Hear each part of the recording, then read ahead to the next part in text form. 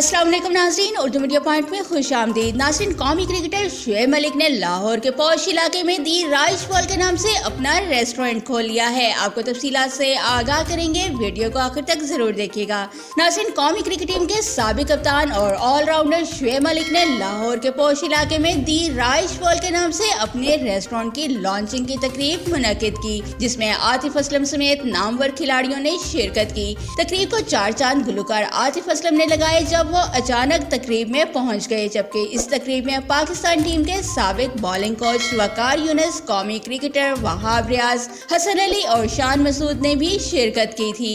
शुएब मलिक का समाजी राब्ते की माइक्रो ब्लॉगिंग वेबसाइट ट्विटर पर जारी अपने पैगाम में कहना था कि आतिफ असलम ने अचानक पहुंचकर सबको हैरान कर दिया और ये एक खुशगवार सरप्राइज था, जबकि उन्होंने आतिफ असलम के लिए अपनी मोहब्बत का इजहार किया है। नाज़रीन, क्रिकेट से मुतालिक मज़ीद खबरों और लाइव मैचेस की अपडेट्स के लिए हमारे चैनल उर्दू मीडिया पॉइंट के साथ रहिएगा।